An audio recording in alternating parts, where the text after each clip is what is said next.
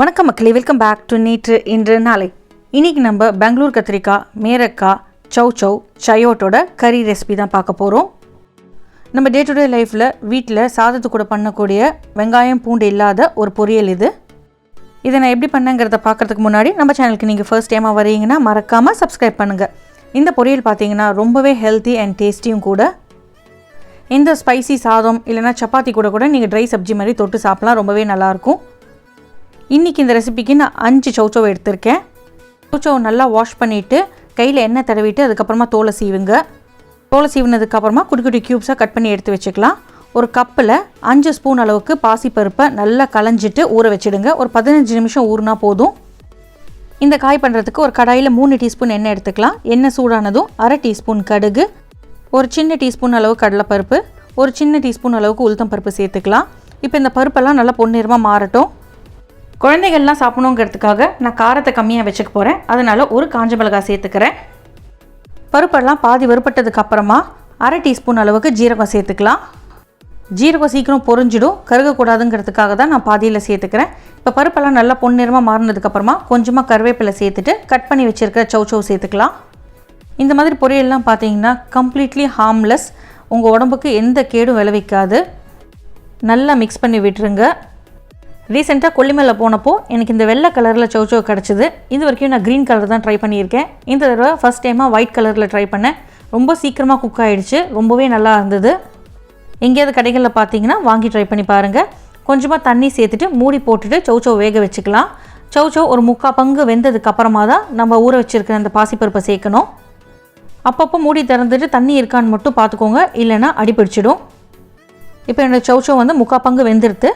இந்த ஸ்டேஜில் நான் பாசிப்பருப்பை சேர்த்துட்டு ஃப்ளேமை லோ பண்ணிவிட்டு கொஞ்சமாக தண்ணி தெளிச்சிட்டு மூடி போட்டு வேக வச்சுக்க போகிறேன். பாசிப்பருப்பு சேர்த்ததுக்கப்புறம் கலந்து விட்டுருங்க. தண்ணி தேவைப்பட்டால் சேர்த்துக்கோங்க. சௌச்சவ் வெந்ததுக்கப்புறமா உப்பு சேர்த்துக்கலாம். நீங்கள் முன்னாடியே சேர்த்துட்டிங்கன்னா நிறைய தண்ணி விடும். பாசிப்பருப்பு பார்த்தீங்கன்னா குழையிற மாதிரி வேகக்கூடாது, குழைஞ்சதுன்னா உங்களுக்கு கூட்டு மாதிரி ஆகிடும். பருப்பு பார்த்தீங்கன்னா அப்படியே மலர்ந்து வரணும், அதாவது குழையக்கூடாது, ஆனால் வெந்திருக்கணும். அந்த பக்குவம் தான் இந்த காய்க்கு ரொம்ப நல்லாயிருக்கும். சௌச்சவ் பார்த்தீங்கன்னா ஸ்மூத் அண்ட் க்ரீமியாக வேகும். அதில் போட்டிருக்க நம்ம கடலைப்பருப்பு, உளுத்தம் பருப்பு, பாசிப்பருப்பு பார்த்தீங்கன்னா நம்மளுக்கு நடுவில் ஒரு நல்ல க்ரன்ச் கொடுக்கும். இப்போ காய் நல்லா வெந்ததுக்கப்புறமா காய்க்கு தேவையான அளவுக்கு நம்ம உப்பு சேர்த்துக்கலாம். உப்பு சேர்த்ததுக்கப்புறம் கொஞ்சமாக தண்ணி விடும். அதனால் நீங்கள் ஃப்ளேம் ஆன்லேயே வச்சுட்டு இப்படியே மிக்ஸ் பண்ணி விட்டுட்டே இருங்க. இதுக்கு இன்னும் கொஞ்சம் டேஸ்ட் இன்க்ரீஸ் பண்ணுறதுக்காக நான் ஒரு 1/2 டீஸ்பூன் அளவுக்கு சர்க்கரை சேர்த்துக்கிறேன். சர்க்கரை சேர்க்குறது ஆப்ஷனல் தான், ஆனால் சேர்த்து பாருங்கள், உங்களுக்கு நல்லாவே டேஸ்ட் டிஃப்ரென்ஸ் தெரியும். ரொம்ப சேர்க்க வேண்டாம், ஒரு 1/2 ஸ்பூன் அளவுக்கு சேர்த்தா போதும். ஒரு காய் எடுத்து நசுக்கி பாருங்கள் வெந்துருத்தா இல்லையான்னு.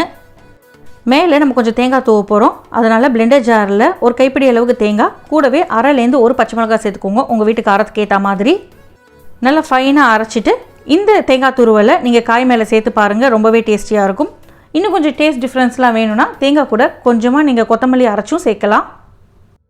பட் அந்த ஒயிட் கலரை நான் மெயின்டைன் பண்ணோங்கிறதுனால கொத்தமல்லியை சேர்த்து அரைக்கலை, மேலே தூவ தான் போகிறேன். தேங்காய் தூவுனதுக்கப்புறம் ரொம்ப நேரம் வேகணும்னு அவசியம் இல்லைங்க. ஒரு ஃபியூ செகண்ட்ஸ் ஜஸ்ட் மிக்ஸ் பண்ணி விட்டுட்டு தண்ணி ட்ரை ஆகிடுச்சான்னு செக் பண்ணுங்கள். நீங்கள் அடுப்பை ஆஃப் பண்ணிடலாம். அடுப்பை ஆஃப் பண்ணிவிட்டு ஃப்ரெஷ்ஷாக சாப் பண்ண கொத்தமல்லி இலைகளை மேலே தூவி விட்டுட்டு மிக்ஸ் பண்ணிவிட்டு சூடாக சர்வ் பண்ணுங்கள். ரசம் சாதம், வெத்தக்குழம்பு சாதம், புளியோதரை கூடலாம் ரொம்ப அமேசிங்காக இருக்கும்.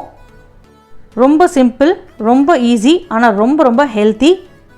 இந்த மாதிரி காய் பண்ணும்போது காய் கூடவே நம்மளுக்கு பருப்புலேருந்து ப்ரோட்டீன் சத்தும் கிடைக்கும். உங்களுக்கு வெங்காயத்தோட டேஸ்ட் பிடிக்கும்னா நீங்கள் இதே ரெசிப்பியில் வெங்காயம் கூட சேர்த்துக்கலாம். பட் வெங்காயம் இல்லாமல் ட்ரை பண்ணி பாருங்கள். இந்த ரெசிப்பியை உங்கள் வீட்டில் ட்ரை பண்ணி பார்த்துட்டு எப்படி இருக்குன்னு சொல்லுங்கள். நம்ம சேனலுக்கு நீங்கள் ஃபர்ஸ்ட் டைமாக வரீங்கன்னா என்ன பண்ணணும்? லைக் பண்ணணும், ஷேர் பண்ணணும், மறக்காமல் சப்ஸ்கிரைப் பண்ணணும். இன்னும் ஒரு நல்ல வீடியோவோட உங்களை நான் நாளைக்கு சந்திக்கிறேன். Until then, take care, bye bye, thanks for watching.